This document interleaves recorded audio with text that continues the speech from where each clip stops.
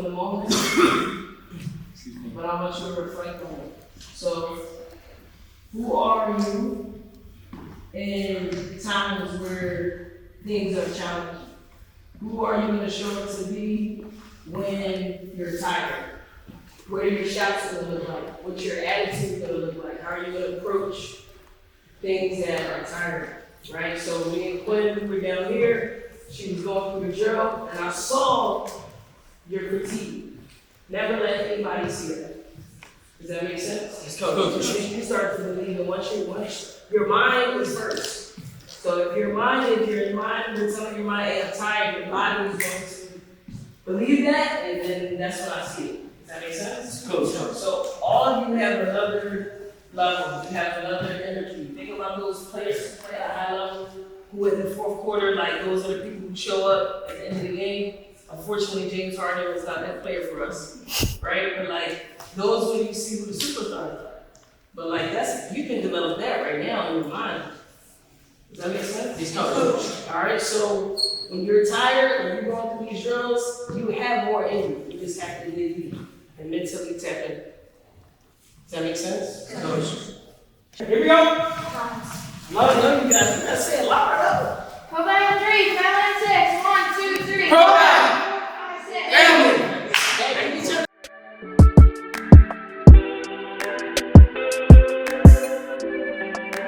Disclaimer before we get started, no hairstyling today. She just got a fresh retwist not too long ago. And I don't play with people's locks. I'm not gonna do it. So we're gonna let that be what it is. And yeah. But still good quality, still a great episode. We can get some shots of her hair later because it does look nice. Yeah. You want to shout out your hairstylist? Yes. So her name is Carla. She's in Brooklyn. She's super dope. She actually, I would say, reconstructed because she had to cut off the back, like my whole back because it was like really bad. It was breakage and that's crazy. So yeah, I came into her shop one day and she was like, "Oh no, we have to fix this." And typically she doesn't do like walk-ins. And I was there with my girlfriend, just like watching her get her hair done, and she saw mine and was like, no, unless you want to be bald, sit in this chair. And so it became, and she's all the way in New York, and I'm in Philly. So I travel all the way to Brooklyn at least twice, I would say, twice a month, I believe. See, and that is further reason why I'm not playing with your hair, because why would I mess that up? Yeah, I'm no loctician. And hair in the Black community is real. It's super real. And it's more of a spiritual connection as well, which is like why you were taught to be like, once you find your hairstylist, like, that's it. Yeah. You know, because then they start to build a relationship with you. They know your hair. They know how to treat it. And so there's that level of trust that like I'm super comfortable with. So thank you for allowing me the space to just be. What was your lock journey like? Because I was actually talking to Brianna about that. I'm interested to know when you started and how you kind of, just your personal development and then your relationship with your hair throughout that whole journey. So when you talk about relationship with my hair, like starting from like my basketball teams, I'm gonna go from there. And I was the only Black person on my team, my AAU team. And so I always felt different, looked different. Their hair was like straight. And I was like, I remember one time telling my dad, like, it's because of you, my hair's like this. You know what I'm saying? Yeah, yes. So I had a very interesting journey with my hair and also throughout my identity as well. Like figuring out my identity, who I was, who I wanted to present as. And so it was a very challenging journey with my hair, and figuring out how I wanted to present. So I just had ponytails, like just with my hair, I got perms. And when I would be in a chair getting perms, it was like, I felt like I wanted to cry because I already knew who I was inside and who I wanted to present as. But like coming up, it was like, nah, like you look like a girl, present like you wearing barrettes. And I remember my mom telling me I was probably, I want to say maybe in kindergarten. and she put barrettes on my hair and like connected them. By the time the school let out, they were flying everywhere because I didn't want to look like them. I couldn't express that. Yeah. You know what I'm saying? So so it was a challenging journey. I was just trying to figure out how I wanted to present. And so with that came different types of hairstyles. So I had micros, I had weave ponytails, I had 30-inch bust down. Yeah. I had ponytail. What? With the bobby pins. I can't see you with, I can't. In this current moment, I'll look at myself and laugh. Like, are you serious? But it came from the pressures of like society, right? Sure. And like how I had to force myself to present, knowing that I was conflicted, you know? So in college I had micros, and then it got to a point when I was like, all right, I want locks, but I'm scared to like tell my mom I want locks because like she already at that moment didn't agree with like how I identified. Mm-hmm. So I was nervous about that, and I was like, you know what? My hair is thinning out. Like, let me just get locks, because at that point it was something that, you know, a lot of people were doing. And so I was like, let me try it. And so I had my natural hair, but then I had like 2-strand extensions. Okay. So then my hair locked through that. And then once it fully locked, I just clipped them off. Mm-hmm. And then, I had the ugly phase. And then, and then like now I'm super happy. Like I feel so comfortable in my skin. I feel comfortable with my hair. And then finding Carla, who really was able to like make it look amazing. Like I walk around, people like, who do you hair? Yep. Like, girl, go over to New York. New York got everything. Yeah, seriously. Yeah. So I got real deep, but like, that was my experience with hair and just. Where did that fear come from though, when you wanted to make the decision to lock? Because like nowadays I see like even more like feminine presenting women like with their hair locked. And it's like, you wouldn't think like anybody would have an issue with locks, especially in the Black community. Oh my God, yeah. So I remember when I was in high school, I got braids. This was like our, I think, state championship game.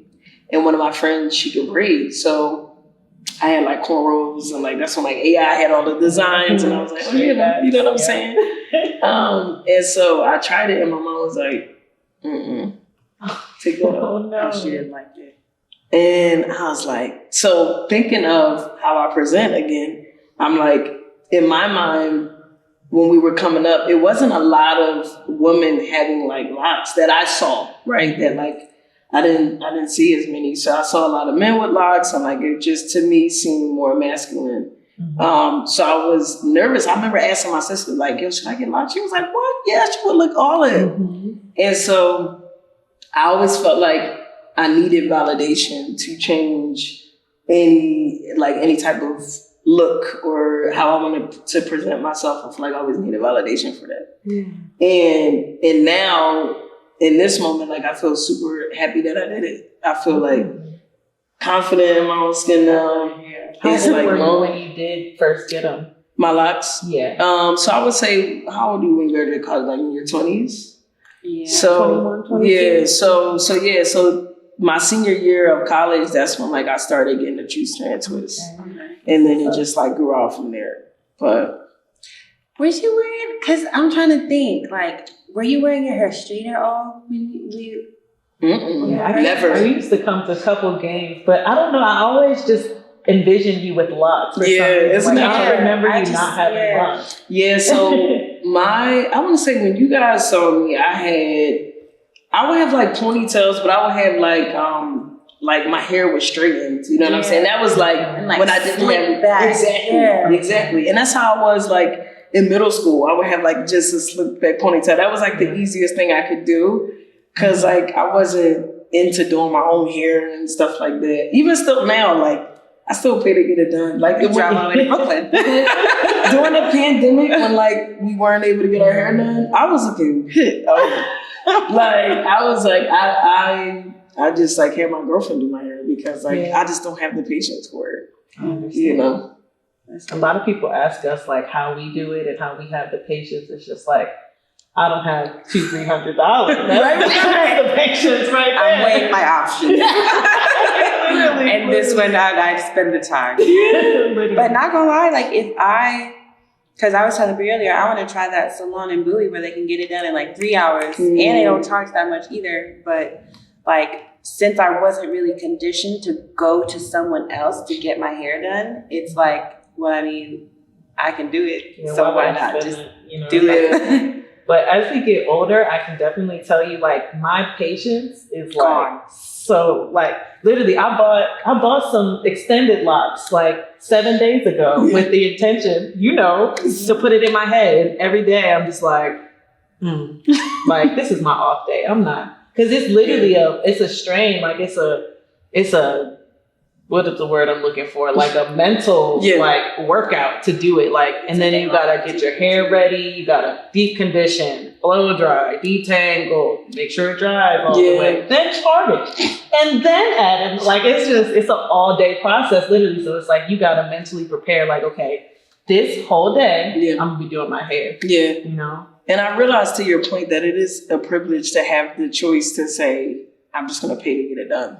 Yeah. You understand what I'm saying? Like, I recognize in that moment, like, that is a privilege that I didn't even recognize was, until your point was like, I had to figure it out. Yeah. So I definitely, I just noticed that. So like, I was privileged enough to be able to like get my hair done, pay to get it done. And also to have a partner who was always there to like. That's what. You know what I'm saying? I need a retwist, babe. $20. I take you to you want to go get something nice to eat. Like, And even to like having her like, and my mom, they helped me a lot too. Like, just heart in the back of my head, because I had to learn how to do it myself, but it's not the easiest thing. And I'm so glad they created those 3 compartment. I don't know if you've seen them, those 3 compartment mirrors. So it's like 1 in the front and 2 on the side. So you look at that one, but you can see the back of your head. Game changer. And I'm so mad I didn't think about that. I should have been running that. Like, but yeah, like they've come a long way, and it reminds me of like just what you said, like back in 07, 08, like we really didn't know much about how to take care of our hair. And so like we were getting perms, like trying to conform. We went to 70% Jewish school. So it's like everybody had straight hair pretty much. And I remember for me, my sophomore year is when I decided like I was going to transition my hair, because you remember our hair never grew past our shoulders with those perms. Like it would always break off. I remember one time my mom just permed my edges, and it was the worst decision. Like just my edges, everything was falling out. And so I was inspired by this girl named Clark that went to my high school. We were friends, and she had long, natural curly hair. And she's like, your hair can grow out like that too. Like just use she showed me like use the natural oils. She's like, you can big chop it. I'm like, nah, I'm not big chopping. But like even the transition looked crazy. Like it was. You got curls down to here. The rest exactly. Looking crazy. It was a process, but like she encouraged me to stick with it. And I'm so grateful for her, because like if it wasn't for her, I probably would have kept getting perms. And so that was really the start. And that's when I started, I was on YouTube a lot. So like it wasn't as big as I mentioned before, but there were people that were showing how to do it almost like, so those were like the people that created the blueprint for it. So yeah, it was self-taught thing, Speaking of blueprint though, ProBound. Yeah. You see, we're in the gym, we're in your safe space, we're in your safe haven, your home. And honestly, I've heard that from a lot of like basketball players who really took it seriously, or like how the game really changed their life. Yes. And I can see just from where you are now, basketball is something that changed your life, especially for you to adopt it into your lifestyle the way it is right now and wanting to pursue it full time. So I kind of just want to give you the floor just to explain a little bit about what you do with ProBound, what ProBound is, and all that kind of stuff. Yeah, for sure. So ProBound came about when I graduated college, and I was like, okay, because of my basketball experience, college experience, like I was like, I know I'm not gonna play pro, just because like in our program, we were like the losing program. You guys know from witnessing. I had fun at the games though. You know what I'm saying? It's like the T-shirt though, I was there every single time. you know, and like college is one of those. College basketball is an experience where if you're a part of a winning program, that means you have more opportunity. And so I knew just from how my season ended with my injury, my ACL injury, and I really did. I don't my size, right? I'm vertically challenged, right? Like I'm 5'3". It was speed made up. You know what I'm saying? Right. There's basketball players shorter than you who still. They wasn't men. He was like the killed car out there. Like, Thank you. For real. Yeah. But yeah, so like in my mind though, right? Like in my mind, I was like, I'm probably not going to be able to play professionally, right? I probably could have, if I put my all into it and like really pursued it, it could have been a possibility. But in my mind, I was like, I was thinking dollars, right? In terms of opportunity. And then I was thinking about like, what is going to last beyond me? My career, my professional career, as soon as I'm done, that's it. And it's all about me.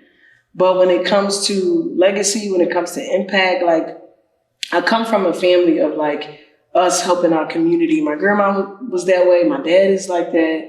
My mom, she was a administrator in the township that I grew up in, Cheltenham.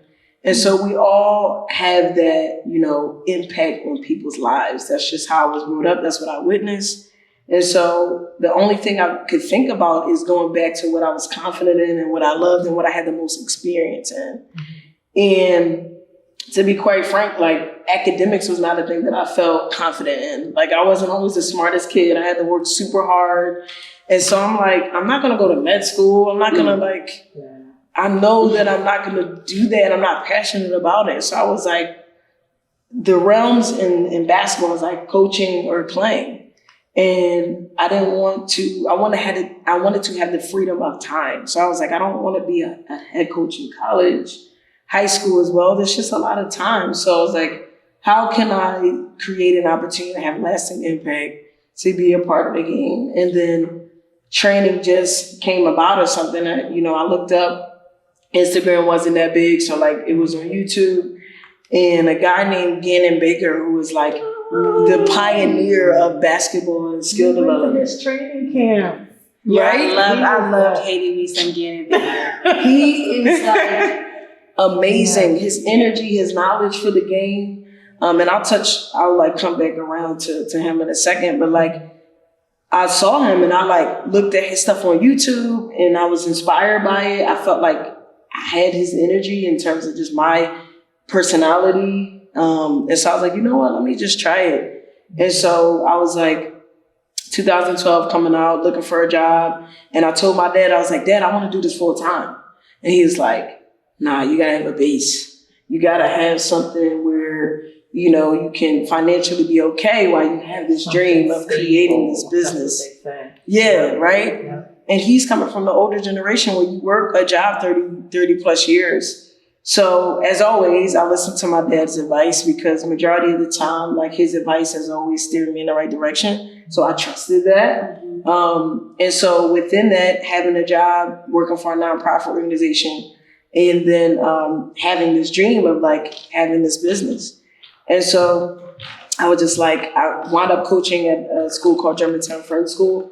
So I had a head coaching job. And then within that, I was like building connections with players on the team. And then the kid was like, you know, we connected and I wound up doing some basketball stuff with them. And then a parent just gave me money. Wow. Like gave me an envelope with like $20 in it. And I was like, I knew I wanted to do this, but it made it real. Mm-hmm. Having that tangible thing made it real. Like someone will actually pay me for my time. Mm-hmm. So I was like, that's all I needed to like turn it up. And your expertise. You know what I'm saying? Yeah, exactly. And so one thing about having a skill is like you can always monetize off a skill, no matter what it is, whether it's sales, whether it's training, whether it's whatever case may be, even within a job. If you are skilled, that's what degrees are for. And if you don't have a degree, like learning things online, like that's where you will be highly sought after when you have a skill. And that's one thing I learned through this experience. And so I put my all in it. Like I'm the type of person where if I find something that I enjoy, I want to learn how to master it. Like, how can I master this? So as like I was getting better, I was learning it. I'm just also ambitious. So then I created that Instagram page and I started like, having the drills out there.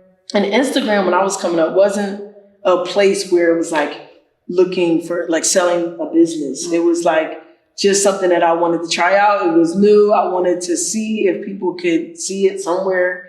And it wasn't a place that people went to like find businesses, right? So I was just like raising that awareness, learning social media. And then it grew from word of mouth. Like that type of business, like basketball training, is like, you have to really be good at what you do and people have to see the results to then have like word of mouth. So that's how it started. And I found confidence in it. I found like academics wasn't my thing. Basketball was always my thing that I can feel confident in. And like people were getting better and like people started just like spreading the word and it grew from there. And it just like, I just started to build my community of parents who was like, yo, she knows what she's doing. I also started an AAU team at the same time. So at 25, it was AAU. It was a program called Philly Pride and it was ProBound. I got that shirt. I still have Destiny. Right? Yeah. So again, ambitious, just like wanting to have a lasting impact on people's lives. Being a woman in a male-dominated industry with training, with coaching, and I wanted to be the woman that like I needed when I was coming up. Like I needed that representation. So I was like just so adamant of it being just for girls. Like I was starting, my first logo was like a girl in a basketball, right? Like, because that's who I thought I was just going to serve, was just young girls. Yeah. And then it grew and they were like, I know you just train girls, but like, can you train my son? Yeah. And I was like, you know what? Why would I deny someone who wants to learn the game? Yeah. And then I earned respect from that, from men. Like they were like, man, you training boys too? Yeah. You know what I'm saying? And what about it? Yes, and they're getting better. You know what I'm saying? So it was cool. So it grew from there. Like, and then the name ProBound was like, I thought about myself as the person who was not going to play professionally. And people who train, like sometimes their aspirations are not always, let me play professionally, or even in college. You know what I'm saying? So it's like, ProBound is like you become a professional out of the experience of basketball with your training, with your time management skills, your communication, collaborating, like all of those essential professional skills you need in a job. Or if you're employing someone else, how do you train them for the things that you want? And so with that, it was like, we are going to teach these kids to be ProBound, to be professional, like in life. And so our like slogan is like pro in sports, pro in life, I love that. Being able to develop those skills that you need because these kids now, they need it. Yep. They need it. They always needed it, but now more than ever. You know what? And we saw some of that today. And what I really, really liked, I don't know if I mentioned this to you already, but like when you brought them into the huddle and you told them to like give their props to each other, but you had them look you in the eyes and say, I'm giving you these props right now.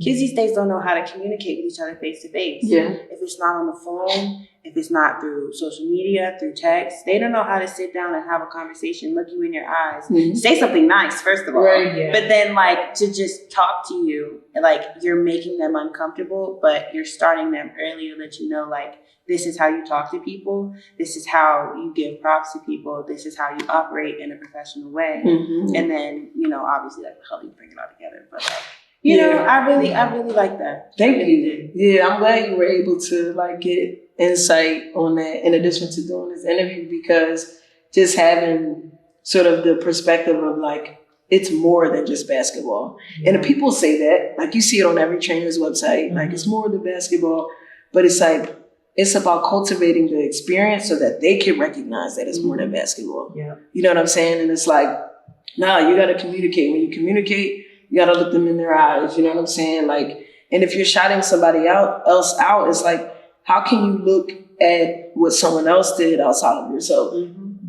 Because like narcissism is real. Especially in this sport. Do you understand what I'm saying? Like in life, but even within the sport, people always, they care about themselves. And like, if I had a bad game, that means the team did bad. Yeah. Like, and it's like, no, there's other ways that you could contribute to help your teammate.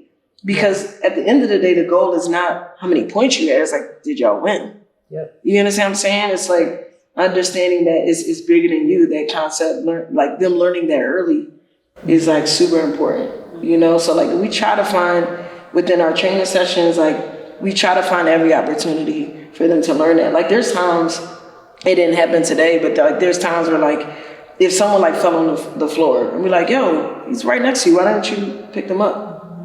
Why don't you help them up? Like they're right there. Or like, yo, that was a good pass. Like why didn't you acknowledge that that was a good pass? And interestingly enough, like they don't even know how to acknowledge. Like, and I'm like, yo, you could just point at them and be like, yo, thank you. Give a head nod. Mm-hmm. Like they don't even know how. Isn't that something? Piece is missing. It's like, so yeah, we try to be really intentional about our sessions, and like it really truly is like bigger than basketball. And we want them to identify that versus us just saying it. Mm-hmm. So you know what else I love? Because I don't think you spoke on this enough, right? You mentioned the growth, you mentioned all that. You're global. Oh yeah. This isn't just Philly.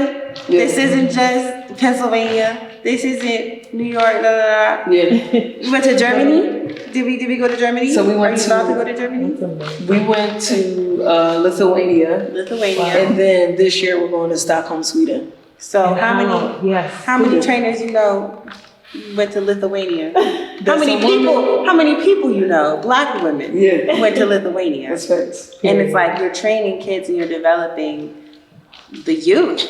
And it's not just America. Yeah. Granted, America do have some problems that other people don't have. Especially with our youth. Yeah. But like, that's big. Yeah. Okay, I'm sorry. My tangent, because I kind of wanted to ask this question earlier, but like, how do you think your journey would have been different had you maybe not followed your dad's advice as you normally would have and just went in 100% from the jump? Question, and I ponder that all the time. What I think, I probably would be bigger than ProBound would be bigger than what it is now. I would have had more time to learn business. I feel like within my 8th year, we're going into 10 years in December. But within my 8th year, I finally learned business, right? Like I was just super passionate about just developing the sport. But there's a difference between having a business and being a hustler, being just like a coach. There's a difference between the two. And I finally learned business, you know? I think I would have been nervous about the journey and the struggle of entrepreneurship. But, you know, I would have learned that early on. I feel like I would have had more time to make mistakes, right? And I just feel like now I'm holding on to the idea of that 9 to 5 because it's safety, right? It's security. And so right now I'm in a place where I'm like, you know, half in, half out because I'm that crutch. Yeah. I've always held on to that crutch, and that's all I know. And so I feel like when you're younger, you just got like you have those times to explore. You have the time to like figure it out, you know, with not that much, you know, expectation and pressure. And you know, I was privileged enough to like have a really supportive family. So I feel like I could have just been like, can I chill like on your couch while I figure this out? I was going to say, when you graduated, was there like a sort of pressure, like that urgency, like, okay, I just graduated, like, I got to figure this out now. Like, this is the real world, you know? Yeah, for sure. And it was a family expectation, right? Yeah. Like, my family was very much, like, my mom has her doctorate. My dad has his own business now in accounting, but he was a managing partner of an accounting firm, a really prestigious accounting firm in Philly. And so just seeing that representation within my mom and dad, it was like an unspoken word of like, yo, like when you graduate, you gotta be on your stuff. Like it gotta be, you know, my mom always says like, represent the Horsey family in the right way. And I don't think she realize like, you know, how that landed on me in terms of pressure and expectation. Yeah. And I love the fact that that was something that she says all the time, and something that I think about because it very much played a significant role in my thought process, right? My choices, because her voice was just always in the back of my mind. So I appreciated it. At the same time, it was like just that pressure of like, I have to have it figured out right now.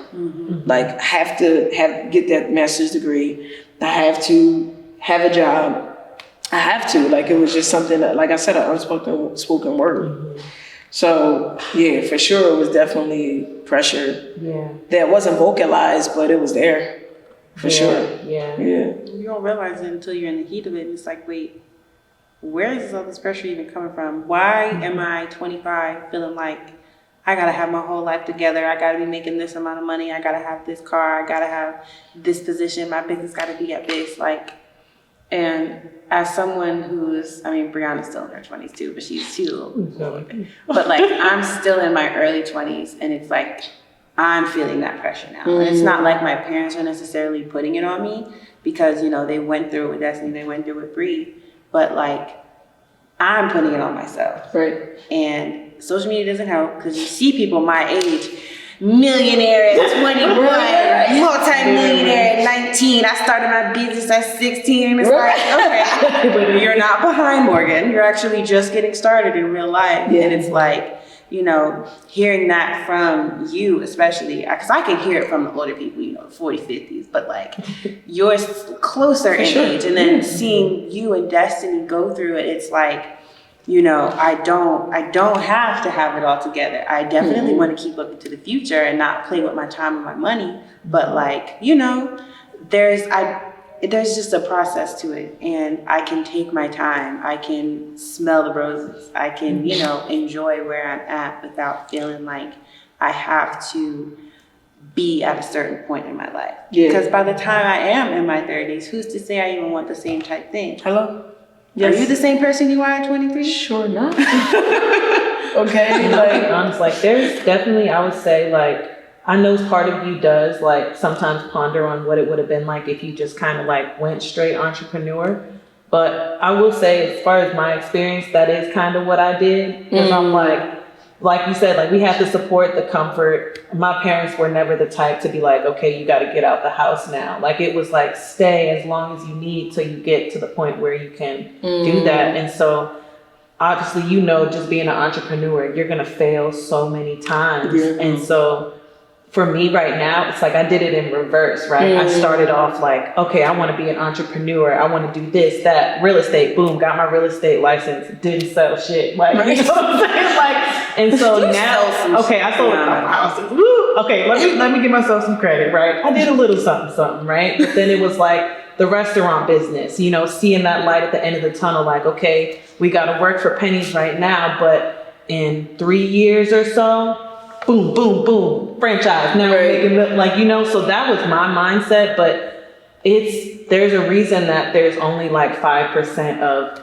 billionaires, millionaires, because it's a long, hard journey, and a lot of people don't see that. So it's like, now that I'm like nearing my 30s, I'm in a position where like, dang, maybe I should have taken that advice and did something stable to start out, so that at least, you know, while still working on my craft, I would have had some comfort, some stability, you know, because it's like, now I'm at a point where, okay, and I don't think it's too late. Obviously, it's not too late, but it's like, now I'm at a point where, okay, now let me go ahead and rewind, get some stability so that I can have the money to fund my entrepreneurship. Because it's like, when it doesn't just take off when you want it to, you're just broke and trying to figure it out. Like, you know, while, like she said, watching social media, watching the 9-to-5ers get to go on vacation every summer, and you're just like, yeah, sorry guys, I don't have it right now. You know what I'm saying? And so I think it's a give or take, you know, like I definitely think that your dad, you know, was speaking some truth into what he said, but like you said, it doesn't have to be the 9-to-5 for 30 years. Right. You know, you can still figure out that side hustle and what you want to do. So, and to your point, I think for me, like, I knew in my mind I wasn't set up to be the person to struggle because I didn't grow up in that. And so it wasn't a necessity for me to have to figure it out on my own. It could have been a choice. Yeah. And I chose to be like, okay, let's just have this job. And like you said, to your point, fund your business, because that is also a thing, right? Like a lot of Black women don't get funding for their startups, for their businesses. And there has been a lot of awareness around that where that's changing. Obviously not at the rate where it needs to be, but so a lot of the times, like I'm like, my job is my business partner. It's the thing that funds my dreams. It's the thing that funds and makes sure the business operates efficiently and that it's structured, because people assume that, Black-owned businesses are not structured. And there's been times where parents, they come in and they're like surprised at the structure of it all. And it's like, what did you expect? You know what I'm saying? And unfortunately, there are, businesses that are learning and trying to figure it out. But which we still are, like, we're not perfect, but at the same time, it's like I had the stability to put things in place to make sure that this is something that is of value and that's seen as a respectable Black-owned business. And that's the difference too, because you were able to, follow along, kind of conform in a way, like go get that 9 to 5, but you never lost sight of your vision. You took your circumstances and found a way to make that work with your vision, to contribute to your vision, to help push that along further. So while it's not moving like, you didn't reach that global status in 2 years, like you still eventually got there. You still, took those steps and did what you needed to do to make sure you put yourself and your business in the position you wanted to be in. Yeah, and that global journey, like, remember I mentioned how did that come about? Like, just getting to the global status. Like, what was the journey there? I don't know.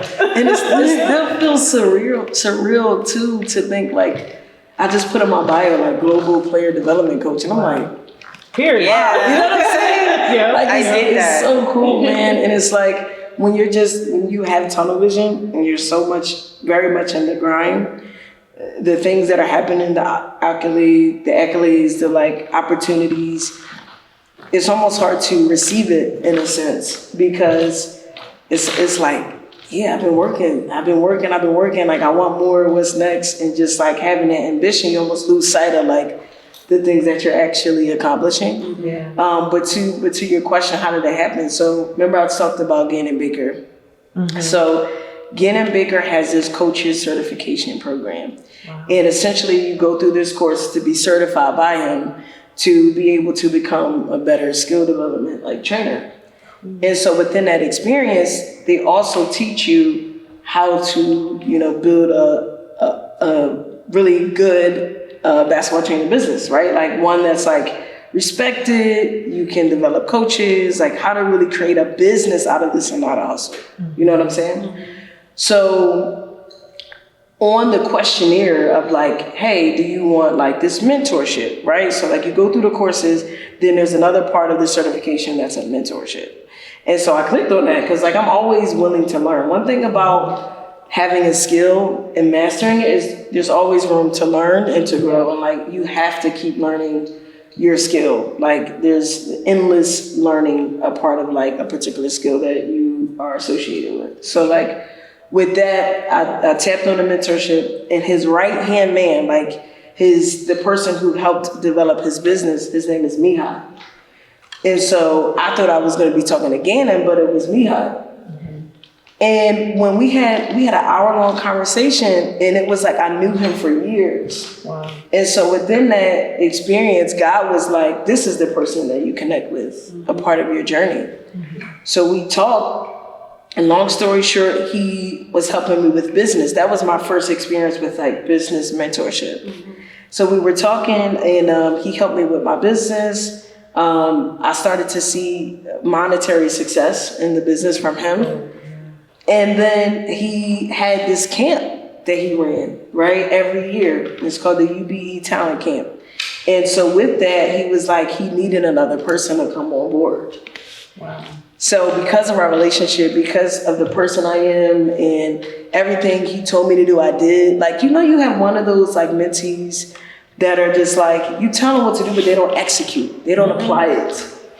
And I was that mentee for a little bit. right? But I was talking some real good stuff. And then that's going down. and you get the call like, hey, so how are you with that? And you're like, well, I thought about it. Right? And like, I was never that person. I was always the person who executed. And that's one thing that he really appreciated about me. And he was so invested in me and my development because he never wasted his time. And there were times where he told me like, I would talk to my wife about like just who you are, and you're such a great student. And that's just how ambitious I was. And to remember, I told you like I always listened to what my dad was saying. And so I always valued counsel, like getting expert advice on things to be better. Like that's something I pretty much did my whole life. So I had that like training of just getting advice from people who know what they're talking about. So I knew who to listen to and not to listen to. Yeah, and he was the guy who was like, I trusted his advice because I saw success from it. And so last year I went to Lithuania. I was there for 3 weeks. Wow. And I was the only woman there, the only Black woman. So they were looking at me initially when I first came in the gym, and I had a mask on because like I had respiratory things that happened when I had, when I got COVID. So like I was very nervous to go there. Yeah. And one thing Mihai told me was like, when you first came in with a mask, I was nervous for you because like you have such a great, personality, great energy, great smile that like I wanted people to see who you were without the mask so they could accept you and respect you, you know? And so there was that initial barrier from my mask that, it was hard for them to receive me, like first, like just their perception.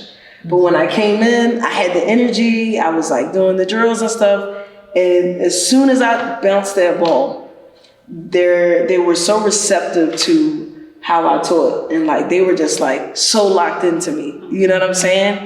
And they listened right away. As soon as I showed them, my capability and what I could do, I earned that respect right away. And that just takes me to my childhood. Like that was basketball it still is my confidence. It's the thing where I used to go and run that recess and like carry my ball and be like, yo, I'll cross you up. What's up? Like that was how I made friends. Yeah. And so like I knew that I can count on that as being comfortable in that space where I didn't see a lot of Black people at all. In Europe, especially out there. I saw maybe 1 or 2 my whole 3 weeks of like that my time being there. And so like I was nervous. I remember asking like, am I gonna be okay down there? Like, and they laughed because their perception of race is so different than me. So like they were laughing like, of course you're gonna be fine. What? They're not thinking of that idea of like, am I gonna be safe? Yeah. And so for me, I always have to think about that, particularly in Europe. But I went there and I was well received. Like they was shooting me like DMs and just saying like, yo, like you changed my life. It was so like, oh my God. My experience, like I had such a great impact, like on them. And I was surprised that I would be received in that way. So much so that like a kid was like, yo, if Coach Misha, if you don't hire her to come back, I'm not coming to the camp. Oh my God. You know what I'm saying? And this wasn't even your event.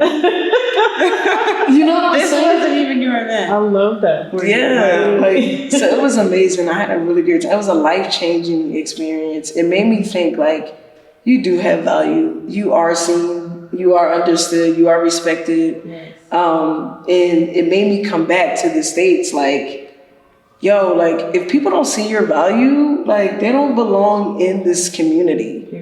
You understand what I'm saying? Like, because what you brought there is like, you could very much be that person in the States. Because it's, particularly in Philly, like it's a small world in terms of basketball, but like training in general. And it's a like dog world in this training community in this city. It's really hard to be respected and for people who don't want to train with you. You know what I'm saying? And so like I had to work extra hard to be respected in this community when it comes to training.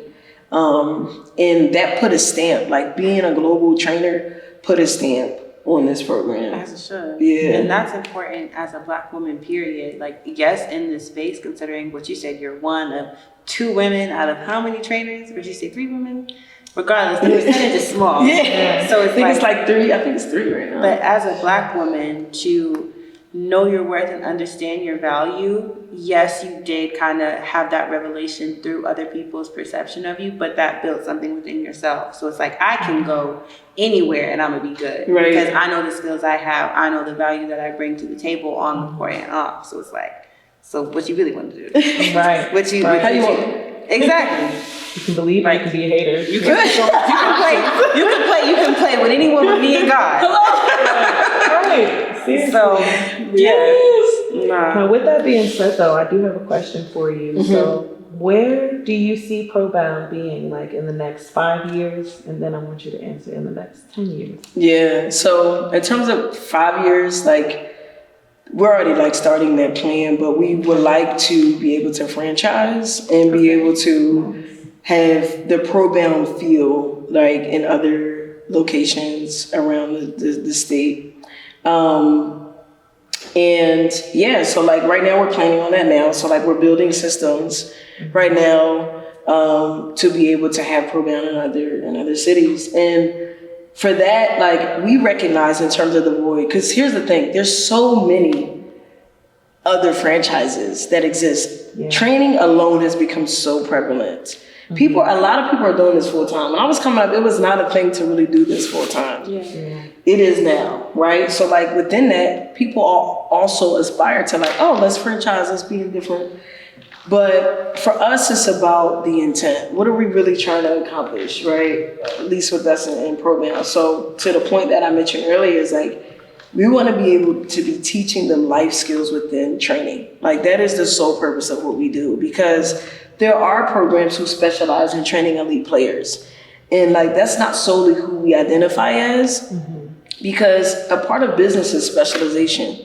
You have to specialize when the market is like oversaturated.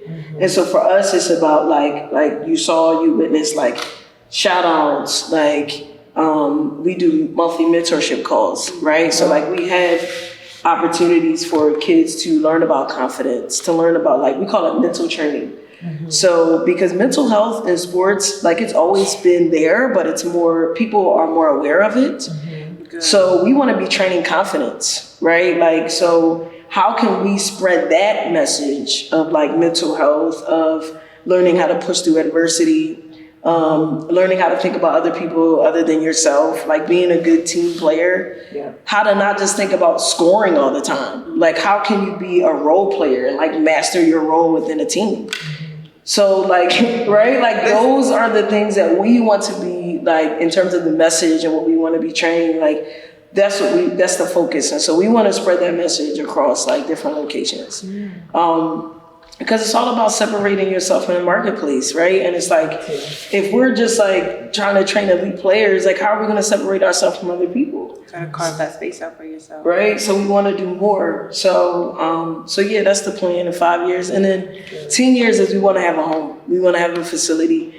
Where, I don't know yet, right? I like think you gotta do it in Philly. Yeah, I feel you. You gotta HQ in Philly, and then like maybe some other ones across so you can. No, that's true. That's true. Gotta do it here. Maybe not in the city. Yeah. But like, so yeah, that's the plan. We want to have a home for our kids to come and obviously to train. But you know, entrepreneurship is a thing that's very much dominant in this generation. And so how can we also cultivate that experience within our facility? Like, how can we do that? So the specifics are not all the way clear in terms of how that would look. But like, yeah, that's what we want to do for our kids, you know, because basketball may not be something they want to do. Yeah, what if you had internships for some of the people that come and train with you? So it's like they could, maybe if you want to go the Gannon Baker route, they could get their certification through your thing because they trained with you. You already know they're capable. And then they end up getting into it for themselves, or like they become mentors for some of the younger people. Wow. Bro, there's so many ways you can take this. And I never would have thought like basketball training would do that. Exactly. Like, the people I know, like you would go someone if you wanted to improve your shot. You would go someone if you wanted to improve ball handling.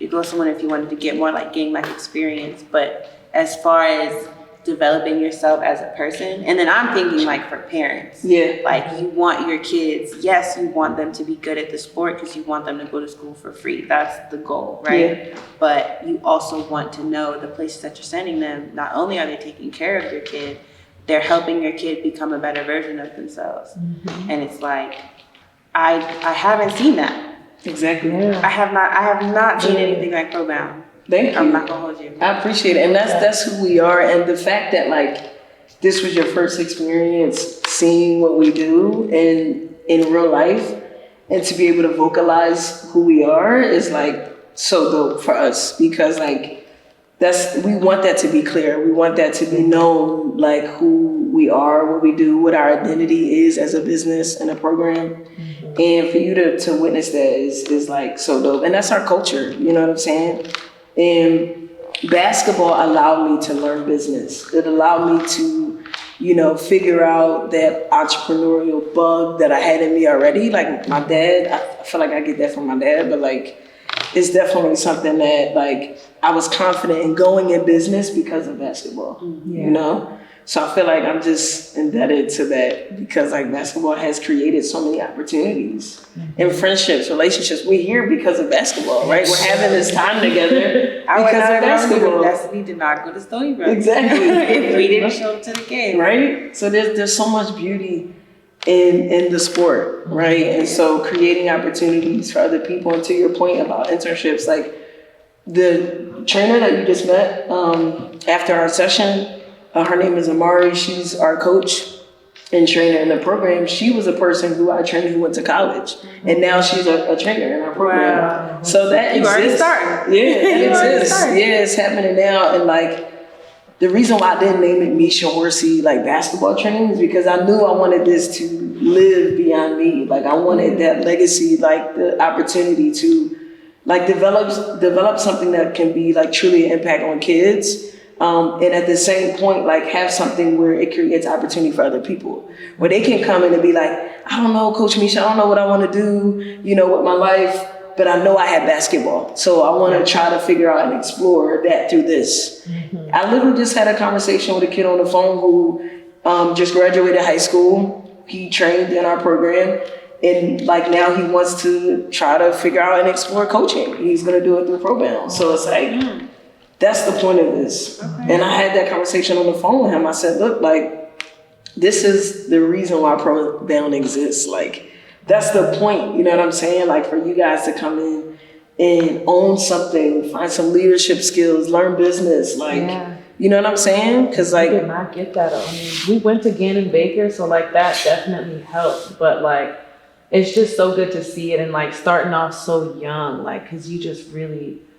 Like people preach confidence and like that stuff all the time, but it's like, it doesn't really register like if it's not presented in the right way. Right. You know, if you're like, oh, confidence, and then everything's happening to make that child feel not confident. You know what I'm saying? And that was kind of our experience, you know? It was like, okay, confidence. And we might have had it one game and then didn't the other game, but like instilling those skills in them early, I think that is gonna make such a huge difference. Yeah, and that's one thing that we're proud of as possible. Yeah, say that again? I was just saying, I hope you can touch as many kids as possible, because like you said, this generation needs it.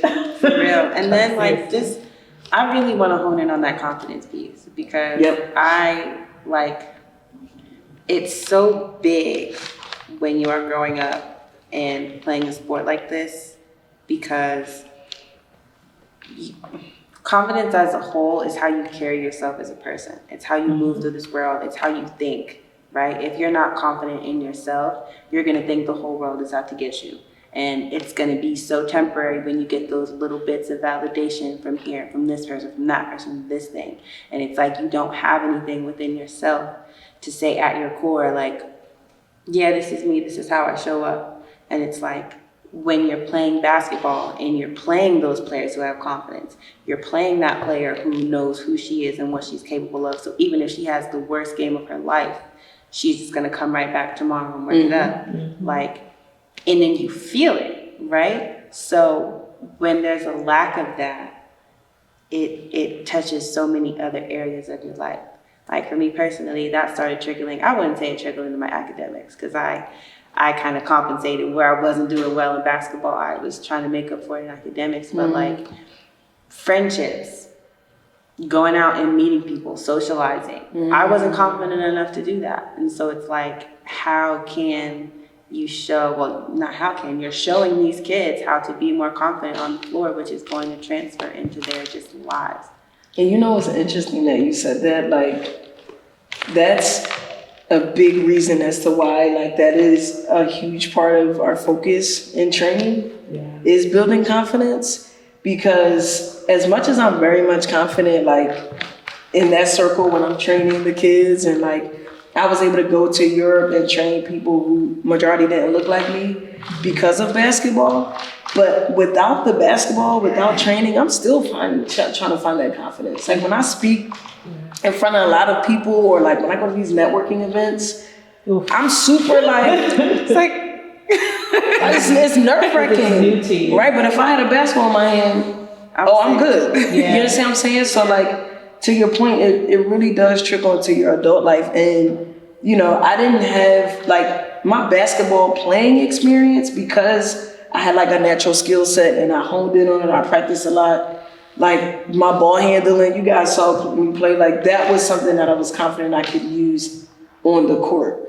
But off the court, like I didn't know where I could tap into that confidence, you know? And like in my 30s, I'm still trying to find what that is. But it's there. Yeah, you know, I just gotta find it. Find whatever that basketball is in life. You know what I'm saying? Make it a metaphor. But it's like, it's so real. It's so real. So like, we put so much time and energy on training for confidence within the training experience so that you don't have a person like me in their 30s, like not as confident, scared to public speak, like scared and like nervous in these networking events and just like trying to find out who you are. And also like when you have confidence, the way that you express yourself and the things that you wear, if you can look somebody in the eye, like all of that stuff, like is so important and happens. And so like for me, I'm like searching for that. So this experience, talking to you guys on camera, that's huge for me. Like it's like, I do the stuff on the back end, like without the cameras, like that's why like I haven't, in terms of a brand, I'm still trying to find out what my voice is on social media because I'm very much in the moment. Like you said that, you was like, yo, I saw you like in your zone. That's how I was in basketball. That's why like I never felt pressure when I was like defended and like trying to break a press. I never felt pressure like that because I was always a player that was very much in the zone. That's the same way I feel as a trainer, you know, and that's why like I love it so much because like that's my meditation. Like coming in here and teaching these kids and like seeing them grow in confidence and grow within themselves, putting people on the spot to be leaders. Like you saw me point that kid out, like, you know what I'm saying? And that's how, as a coach and a trainer, that's how you cultivate and develop confidence within people. You can't give it to them, but you can develop confidence in somebody, like with the experiences that you just saw and like, and how you communicate with them. Like you can make or break somebody's experience in basketball. Absolutely. If you talk down at them, yell at them, like these coaches nowadays, like why are you yelling at a fourth grader? Oh yeah. Like, you know what I'm saying? Teach them. Right. You know? So, yeah. So that does kind of bring me to my next question. Like, what would you say is the most fulfilling part of all of this for you? Seeing a kid, like, not believe in themselves and then, like, it showing that they believe in themselves and that they're confident in school. Like, there was a parent who was, like, literally had a conversation with me, like, not too long ago and was like, yo, like, this kid is different in the hallways. They're talking more to different people. And, like, seeing them sort of develop and transform, if you will, as a person, I think is the most fulfilling because, like, at that point, you're leaving an impact, a lasting impact on their lives. And, like, that's the most important thing. When they really, like, the accolades that they get within the experience is for them. Like, oh, I scored, 12 more points, like, than last year. Like, that's for y'all. But, like, what's dope for me is for you to feel proud about that and to develop confidence And to ultimately just like my coach come in here and like, she's like yelling at the players in a positive way, just like, yo, let's go, yo, let's get it. Like just seeing her, you know, and her saying, hey, this is what it takes to be this person. This is what it takes to be this player. Like seeing her lead a session, like, it's like, okay, cool. Like I did my job. You know, like that's fulfilling to me. You can say even just sitting out there and watching it is like, there's, like you said, positive reinforcement is so important because it's like, are they coming into the gym like, oh God, I have to do this? Or are they like, I'm coming to get better today. Right. I'm coming to, you know, like it's a mentality. And like, there were days that I would have that, oh, I'm coming to get better. But I'll be honest, oftentimes it was the other way around. It was like, God damn, I gotta come Let to me this mentally shit. prepare myself. Like, but it's a mentality thing. So. And you create that. You create I wanted to that get up and experience. start running with it. But, Did you really? I did. Like I really was like, this is like, I miss the feeling of that, and then like being that, trying to be that first person to beat them to the end of the line, and you know, like, I don't miss the conditioning. As soon as you said get on the baseline, you shooting the first free throw. My mindset. You better Please make that free throw, and then both of them missed it, and it's like, damn. better, you know. So it's like Yeah. I do miss that, like that mental part of it. So like, and that kind of re-brought some. Like it was trauma, but like it was also like I miss the thrill of that. Yeah, like, you know. I feel you. I get it, and I get that through within the experience. Yeah. There's times where there's parents who like are watching our sessions, and you know how we do like the 2 claps. One time I heard a parent echo the 2 claps. Like they get very much like involved, invested in the experience because they like realize the beauty of our culture and like the energy that exists and the enthusiasm that exists within the sessions. Yeah. They just realize like, dang, my kid is in something really dope. Yep. And one of my mentors was like, if a parent leaves, that's how you know they trust you and that, you know, their kid is in safe hands. Yeah. And that was the determining factor. Like, okay, like we're doing a good job. The parents trust us. They know that there's really good value that their kids are getting from this training experience. So yeah, it's dope. It's so fun. Like I look forward to every session. Like they gotta clap it up like they before and after. So it's really creating the environment that motivates the kid to want to train because kids are so just like they're not going outside and playing anymore. You hear it all the time, like, you know, they're always on their phones and stuff, which is true. And as a parent, as a coach, like people who are involved in these young kids' lives, you have to know that is the reality. Like, you have to kind of accept that, you know, you got to know that, like, yes, they are in their phones, but how are you creating the opportunity for them to get off of their phones and be motivated to do it? Like, so we got to create the vibe so that they stay motivated and they want to train. And we take accountability on that. You know, it's not always like, yo, the kids are lazy. And it's like, okay, but how are you motivating them?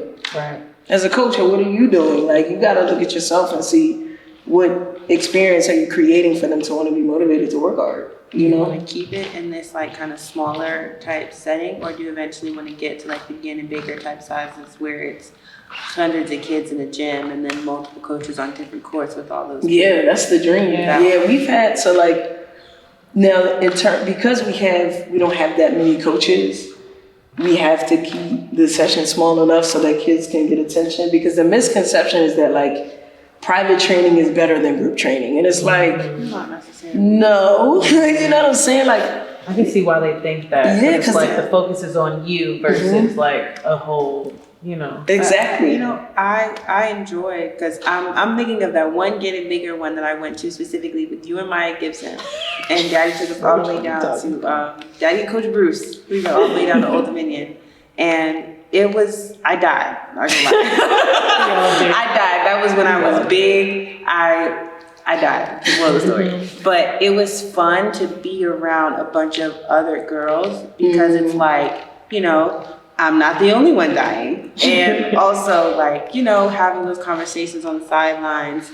And then just that group environment is a lot different as compared to when I was training alone for my shooting. Like, I'm tired, I'm ready to go home. It's 9 o'clock at night. I don't really have anybody with me to, you know, I'm not the only one here. Like, I'm still, you know what I mean? It's different when you have other people. And then even when we would add like 1 or 2 other people to the session, that helped a lot. Like, even if it was just 3 people, like, so yeah, I see a lot of more value in the group training. And I see more of a progression with that.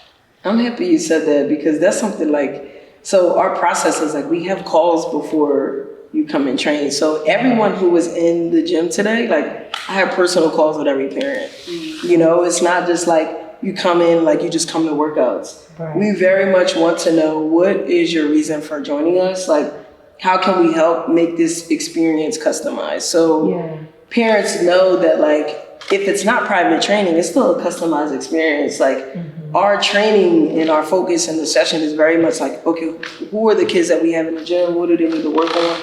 In addition to a curriculum that we have of things that per age group they need, but it still has to be individualized, right? And so that's like how we've been able to have a lot of kids still within our group training, like, and they recognize that there's value in that. To your point about motivation, having kids, you know, all right, this person is going hard. Let me stop like watching. just seeing somebody going harder. It's like, I could do that. Yeah. I could do a little better. Right? You know what I mean? Like, oh, you think you're going hard? Oh, say less. Right. You know what I mean? I'm going between, behind, and now it's a shot. I mean, not be the last person to finish this suicide. Right, You know?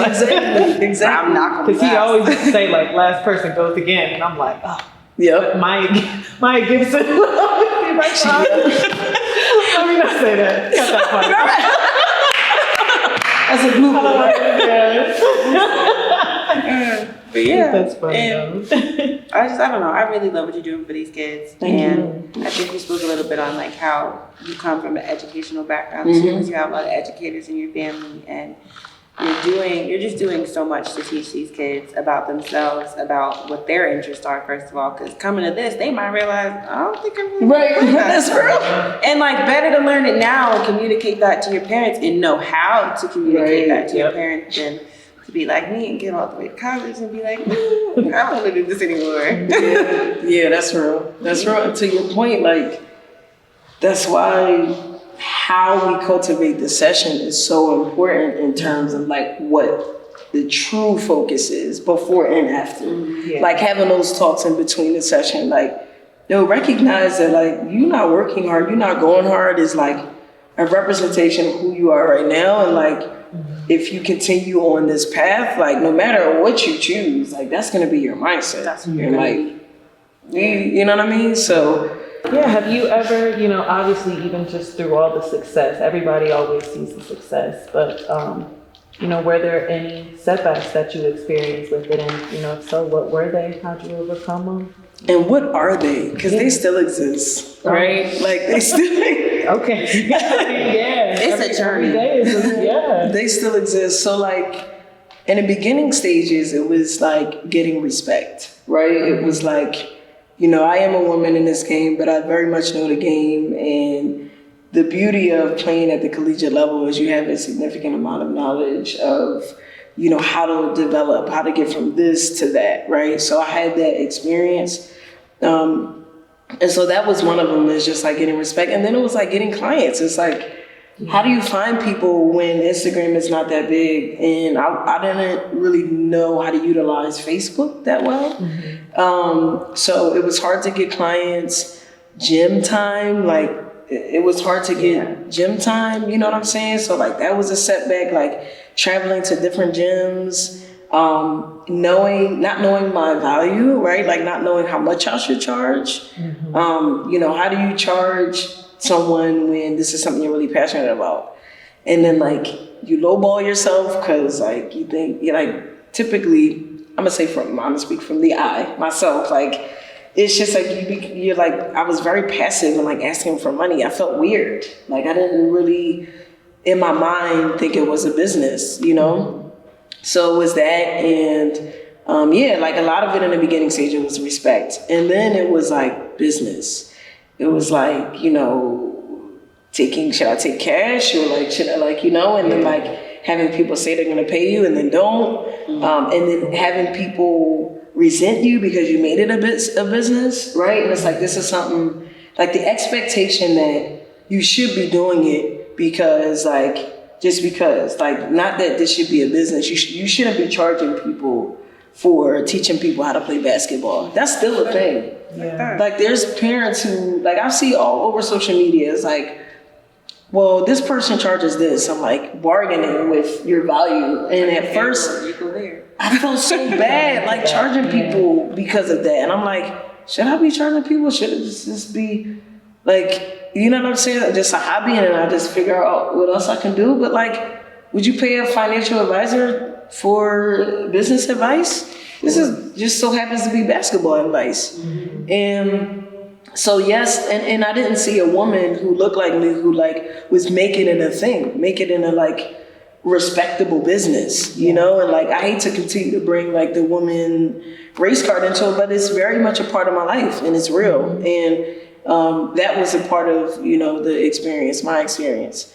And that's the only truth that I have. So I'm always going to continue to bring that up because it is a real thing. Yeah. And then as we grew, it was like developing systems, right? How do you market? How do you, you know, keep people in retention, client retention? Yeah. When people come, there's different seasons. So it's like you start to lose people. So then how do you like keep a sustainable business knowing that people are going to come in and out, right? And then as you grow, then you have to get help.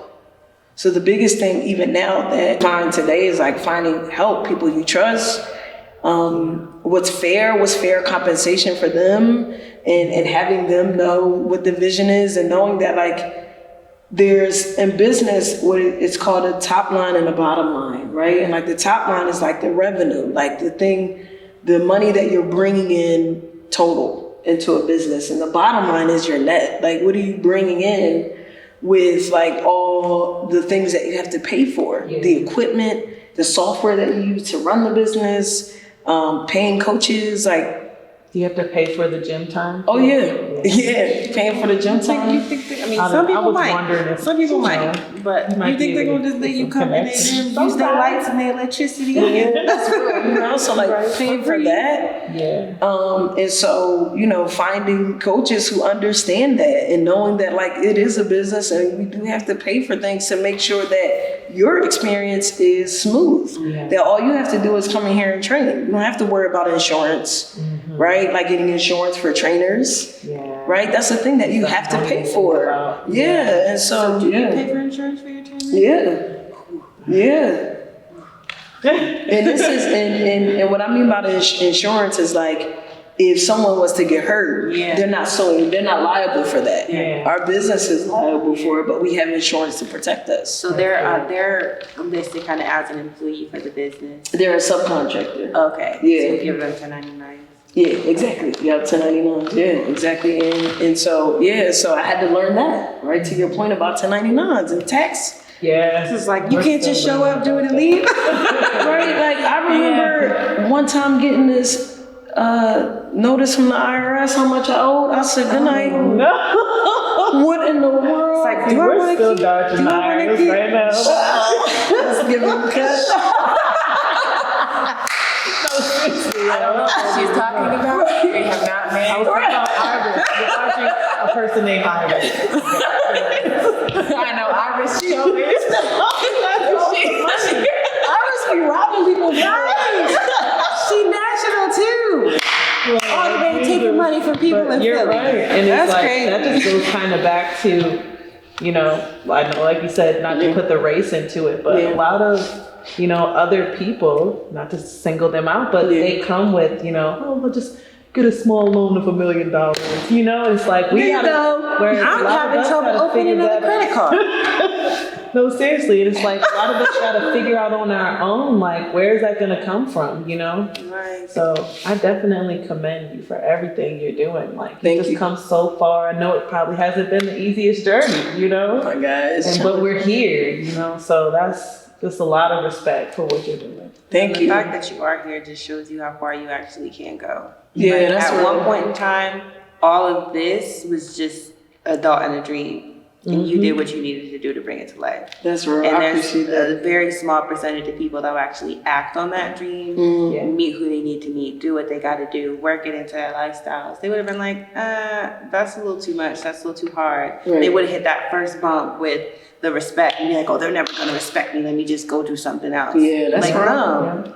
No, I'm going to earn my respect. Yeah. Right? Because I know what I'm capable of. I know what I bring to the table and why I might not, fully understand it. That'll develop as time goes on. Yeah. But you gonna respect me. I'm gonna respect. Have you ever felt like giving up at any point? Or were you, Oh my God, you always yes. have that mentality like, nah, like, Plenty of I gotta times. keep going. Plenty of times I would doubt, I would question, like, there's times where like I would be physically injured or like my health was compromised sometimes, and like I'll be like, dang, are these signs like I should just stop?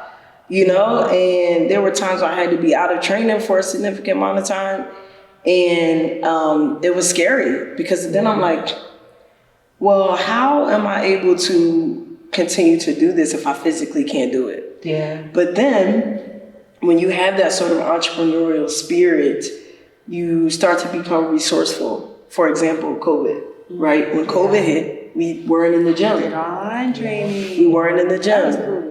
And I did online. I was resourceful. I was resilient. Yeah. Everything that we teach our kids about how to deal with adversity, like I wanted to be the example for the kids. Like, I'm not going to give up on you. Even though this is happening in the world, I'm still going to be present for you. I'm still going to show up. I'm still going to motivate you. It's going to feel and look very different, but I'm going to try to give all my energy through this screen so that you feel like you're very much a part of the gym, because I knew that it also took a toll on them and their development, which it did. Yeah. It really did. And so I was like, if I'm like, oh no, we can't train, like, what are my kids gonna think? Like, regardless of not, I am a role model. I am the person that is showing up for them.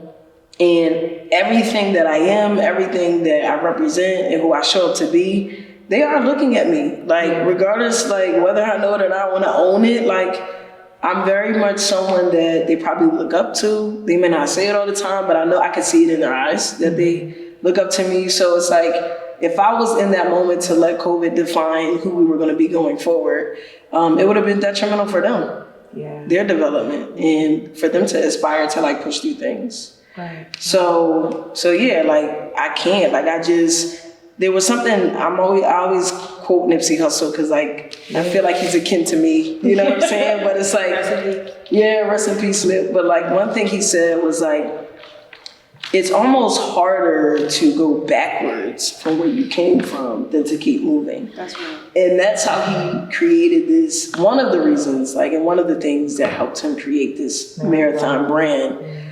But he said, I went through every emotion possible within creating this brand and this business, that the only thing I knew was to keep going, right? And so it almost takes more energy to stop and to go backwards than to push forward, because you have the knowledge, you have the experience, you have the people, some people who like are following you, and you have the skill, right? Like within experience and like continuing to master your craft, there's skill that you've cultivated, like you were able to develop.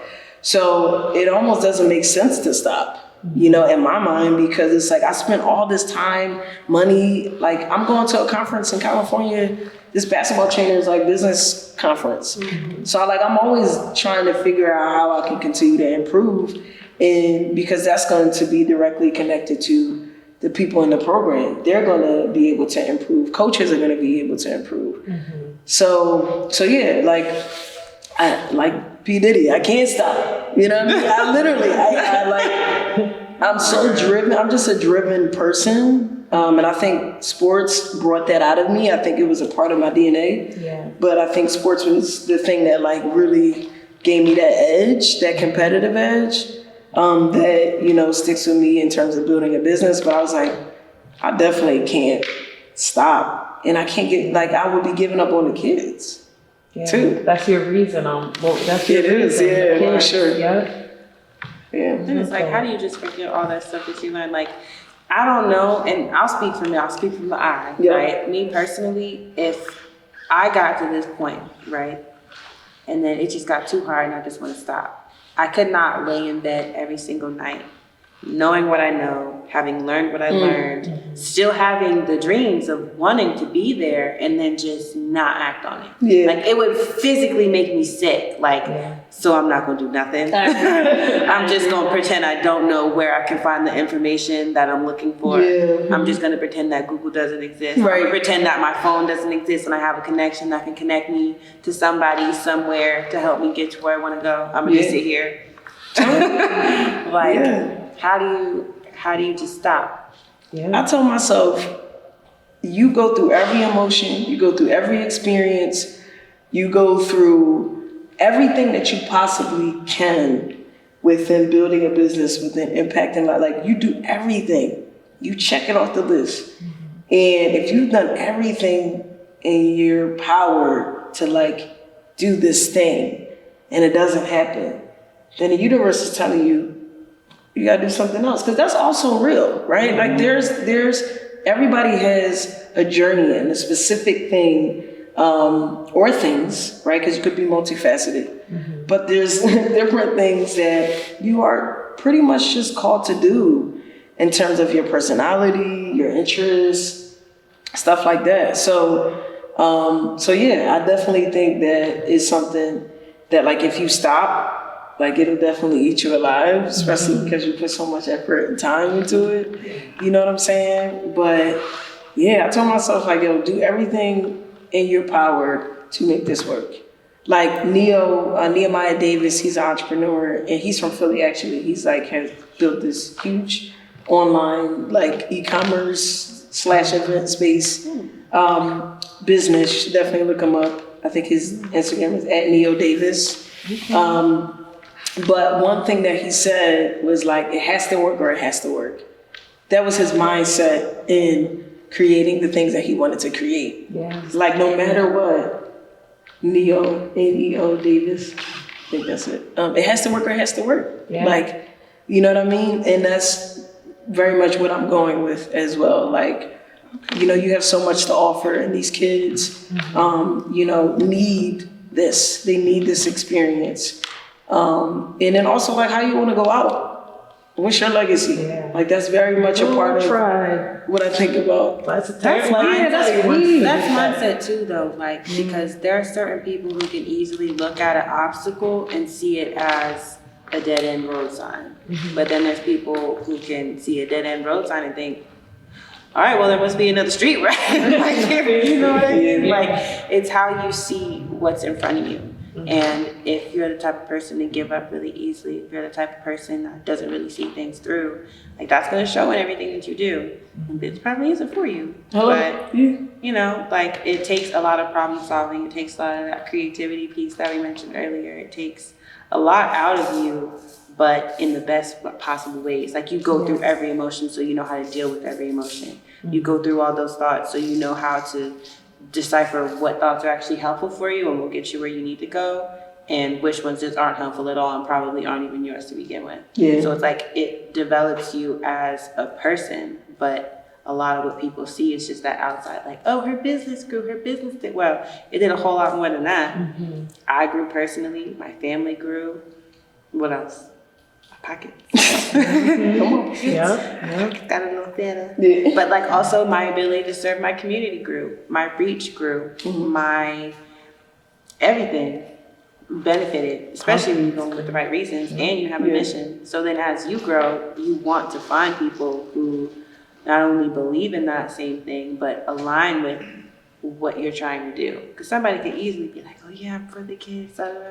You let them get one session alone and they're having these kids crying, doubting or not even show up anymore. Right? You talk about setbacks like that? Setbacks? I done had coaches tell me a dream about how they wanted to be a part of it. Wow. Gone. I had people look me in my eye and say, yo, I support this mission, I want to help. Then I don't hear from them. Conversation. Oh man. So I've experienced it all. And one person I truly value right now, two people actually, is Fee. She's one of my coaches. She has a kid, and she would come her little daughter would be doing like homework on the side while she's training. She's a single mother who is pretty much the sole provider for her child. And she drives an hour out to come to train. Wow.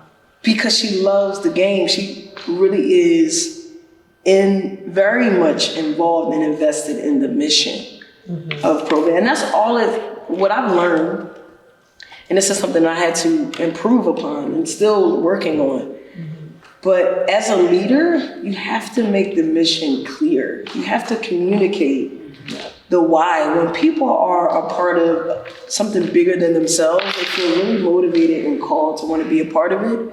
You also have to give people ownership. That could be financial ownership. That could be a role, right? You have to give people ownership so they can be a part of it. Because if it's not their vision, that's just human nature. They're not going to be as invested as you because it's not their vision. Yeah. So as a leader, how do you then help them buy into the cause? Because that's really what it is. Like, we are sacrificing our time. We got personal things going on. Some of us have families. And so a part of it is like, what really calls you to come do this work? It is work. It's service. It's a service-based industry. So what calls you in to do this? Right. 3 hours and coming home at 10 o'clock at night. It's got to be more than the money. It always has to be more than the money. Yeah, for something like this, it's a lot. It's a lot of time, Taxing on your body, it's a lot. So it's like, you got to make that vision clear. And I learned that over time with like losing some coaches. I wasn't very clear on that, So I'm learning. That helped you sharpen that. Hello? Sure did. Sometimes you got to meet those people. See what you don't want. And they helped me. They absolutely helped me. Like, I don't regret the experience, and I also appreciate the coaches who didn't last because they helped me be so much better in how I treat coaches, how I value them, how I show it, how I give them ownership, putting system in place, helping them develop. Right? Like, I really learned a lot, and it wasn't like I was intentionally trying to be selfish. I just didn't know. Like, I didn't know what I didn't know, and like I said, I'm learning.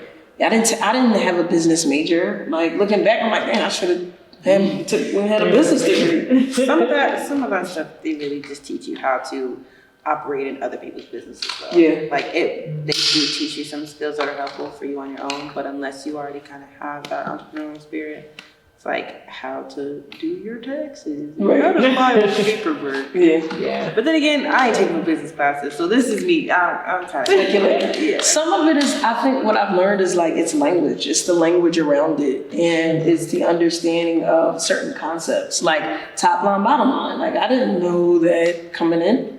I learned it. Like, what is revenue versus net? Like, you can say I'm a 6-figure earner, but is it net? No. Or are you grossing that? That's the difference. You could be netting 40. Literally. Right? So, learning that. I just learned there's somebody who grosses over 7 figures, and they only net after everything is paid for, like, maybe $30,000. That's crazy. Ooh. How? And that's handling money at this point. They need to hire my dad as a financial advisor. But like sometimes sometimes there is the inability to handle finances, right? Like, in our community, it's very much like, or not present. Like, financial literacy is not present. Like, we didn't grow up learning that, right? And so it's like, but we're so driven and so skilled that we create these businesses out of passion, out of skill, but we don't know how to run a business. We don't know how to maintain it.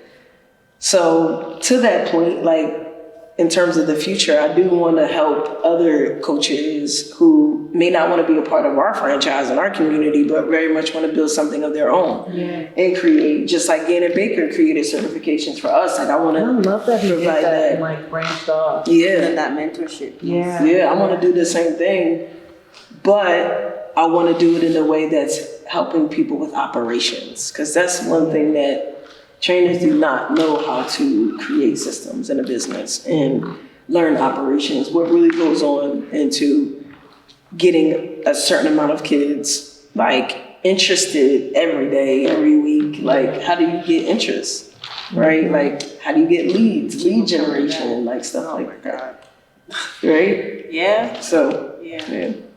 I just want to say, I wish you so much more success than you already have right now. Thank you.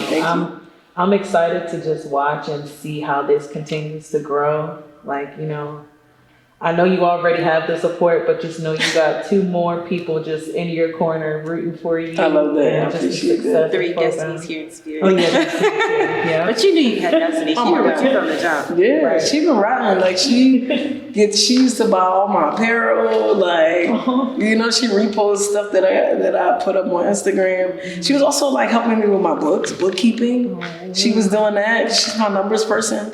So I was like, Destiny, look, I need help. And she was like, I got you. She's just that person, you know, it's her sister. So it's like, it was helpful to have people like that along the way that believed in the vision. Because I thought my dad telling me to get a job was him not believing in me. He was just It's kind easy of to think of it protection. that way too. Yeah. You know, and it was hard to like go along through this journey with like thinking that in the back of my mind. Like, now I know that wasn't true, but in the back of my mind, I'm like, he doesn't think I could do this. I'm like, I always needed that validation from my parents. You know what I mean? So, but yeah, it's been a heck of a ride. It's still a journey. There's still setbacks that exist, but it only makes this program and this company stronger. And so, yeah, it's up and down. But when you come and you see the value enough to travel from Maryland to be like, yo, you are the person that we want to interview. Like, I don't take that for granted. And it's rewarding, right? To be like, yo, what you're doing is paying off. Like, for y'all to be like, yo, you're having so much success. I'm like, where? Right here. You know what I mean? And all we need is like just more and more people to see that. Right. So my hope is that like that's really the why we do this. Like, we want people and their passions to be exposed to the world. And while we may not have 1 million followers right now, like that's the goal. Like, But that's, you know what? Like, something was really put into perspective for me, right? Like, we see the big channels. We see the big podcasts, thousands of views, yeah. But think about it. Even if we're only getting 100 people watching this, right? Can you imagine if 100 people were sitting in here looking at us right now? That's true. It's about impact. And it's like, the numbers might be small, but for you to click on that means that we're doing something that is beneficial to you. And again, like Brianna said, our whole purpose here is not only to inspire our audience to be a better version of themselves and want to be a better version of themselves, but to hear people who have gone through it, to hear the struggles and the setbacks that they have had. And I know primarily we focused on like business owners, but personally, those are some of the most like inner dog people that I know. Like, you can get through anything. Yeah, that's right. You can, you know, you've created that mindset for yourself that helps you get through life. Like, yes, there are like day-to-day people who don't necessarily own businesses who have that same type of dog in them, but it's like, we can only go based on who we know and who we've seen and who's suggested to us. And most of the time they own a business because it teaches you, like I said, some stuff that you just you won't learn if you don't go through that type of stuff. That's right. So, yeah, I'm very happy to have you here. I'm very happy to have you here. I'm very happy to be sitting here. I'm happy to be in Philly. You know, I know we're a little And Adele, 215. the outskirts of Philly. I was like, turn on Dreams and Nightmares. Oh my God, we gotta go. It was so embarrassing. It was not embarrassing because we killed that. And that's very much our anthem. Shout out to me. The Dreams and Nightmares. Baltimore kind of took it from y'all. We really Every single party, as soon as that beat drops, Avenue. But you know, we took like Baltimore club music. We took that here. Destiny introduced that to y'all, or y'all just been like hip to it? Nah, so that was a That part. was her shit. Like, Listen. That was a part of Philly too. Like, I don't know if you heard of a dance called the Wu-Tang. Yeah. I've heard of it. And you know what? Jersey might say y'all stole it from them. I mean, Jersey tries, but we have the receipts. Like, we were the late 80s, early 90s. They were like 2000s. Like, I literally said they were inspired by Baltimore. Yeah. Like, y'all got that. Debate on Instagram with some dude in the comments. I'm cracking up.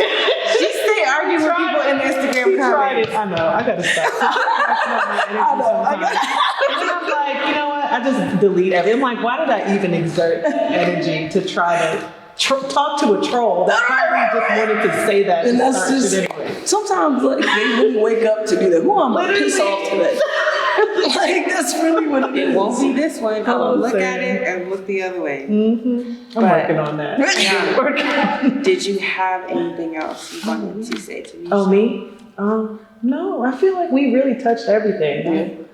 I feel inspired every time we do these things. And so, like I said, I just wish you so much success with this. And I'm really glad, like I said, that we're all just here and able to just know your story. You know, like, I just feel so much more inspired, like, hearing that. And now it's like, even me personally, like, you know, I definitely, you know, when we saw you get that accolade for your ProBound training, like, I'm like, yeah, but like really hearing what you're doing is like, it makes me want to think of more ways that I can support you and like really expand your business. So dope. I And appreciate that. like, I'm just grateful to be here. That's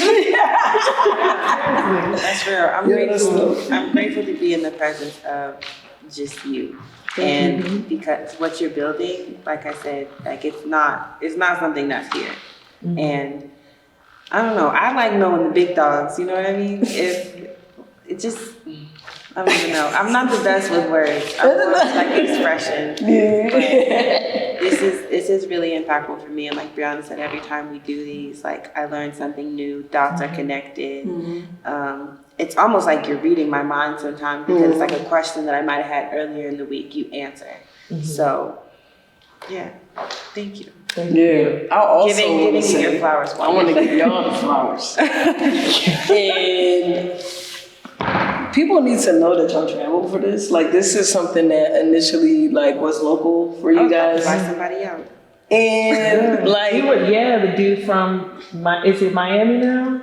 dang. He raps. He does like tent and raps. And, like, that's he dope. started off. We literally watched his growth. Like, That's all. started off just doing tents, and then he got into custom rap. Started Before the promoting tents. stuff. Before the 10. shoot. I want him on this so bad. Yeah. Because like his story, like he lost his sisters, and then my first introduction to him, I think I already followed him on like social media, but it was like this network marketing opportunity, and he grew quickly in that, and he was meeting the right people, he was connecting, then he started going with the tents, already had that business mindset, and then he just took off. And I'm just sitting in the background like, Let's go, right? It's crazy to watch it. Like, it's so crazy to watch it. And it's, anybody can, well, I don't even want to say anybody can do it. Like, anybody can do it with the right mindset. But it's important that people understand what it takes. Like, it's not an overnight thing. And that's so cliche to say, but like, it's really not. Like, you have to fail forward, and you have to take every failure as like okay, do I need to pivot? What, like, there's always a solution to the problem. And like you said, sometimes it really might just be like, do I even want to do this anymore? Yeah. Like, you really have to like think like, what is my, like, I'm struggling right now, still trying to figure out what my purpose is, you know? And Morgan kind of reiterated that to me, like, sometimes you really have to sit and tell yourself, you know, just being here is enough. And God is going to help you figure that out, whatever it is. So it's just like, figure out what your why is. yeah, figuring out your why, and, you know, just navigating through life is just so important. It's important for people to really see, like it's not cookie cutter. It's not like at all. Everybody has a different path in how they got to where they're at. That's why every single question, I know I'm talking a lot, but No, I made that face because you said cookie and it reminded me of this ice cream. oh my God. Oh my God. Like, it's chocolate peanut butter. I would love some cookies. Chocolate peanut butter almond milk. It's Sunday. You got your, oh. I about to say, you do got Chick-fil-A right over here. You got No, Canes. In country. over here. Country, they got Kansas State College. This Not here. though, yeah, They Philly got a little Canes. different. No, we got Canes, though. Yeah. Zaxby's. What else y'all like? Zaxby's. I We don't know have if to you Yelp see it or Zaxby's. something. But You no, got I know there's a Boston Market, right? Before we get off topic though, like I was gonna say, all I wanted to say was just like, I think I said it already, but everybody has a different story and a different path. And so it's important because it's like what may resonate with one person, somebody else's story may resonate with another person. It's like everybody's different. So that's all. Picking up those little breadcrumbs from each too. Yeah, exactly. You might just have to watch it a couple times. Literally. So, pick up on some stuff. But to close out, we are coming up on our last segment. This is the 60-60. So you have 60 seconds to just speak to the people, give your last kind of bit reflection on what we talked about here, or if there's any final advice that you want to leave people with, anything that you want them to know about you, what you're doing, and however you want to use your 60 seconds, the floor is yours. Yes, I'm looking here. Yep, that's all you. What up, y'all? It's Coach Misha from Philly. I just wanted to say for everybody who's watching this episode, thank you. We are a youth basketball skill development program in Philly, looking to branch out to other locations. I really want to stress the importance of mentorship when growing a business. It's so important to seek counsel from people who have been where you aspire to be, and know that everything is a process, right? Like learning through failures and being able to be confident in stepping into those risks, to know that there's always going to be learning opportunities from them, and really dive into yourself. Like find out who you are, and you're going to find that through different experiences, but there's something that we were born and called to do. And the way that you find that is like learning who you are. Spend a lot of time with yourself. Think about the relationships that you have, your friends. Think about what people call you for. People like, hey, are people calling you about business advice? Are people that just calling you to just talk? Like, what is it that people are really seeking you out for? And that can really pretty much cultivate what your purpose can ultimately be. Because really, I think this life is all about how you can make a significant impact on somebody else. It's always about, something being bigger than yourself. That's the only way this world is going to be better. So mentorship, continue to spend time with yourself to find out who you are, and that will lead you to your purpose.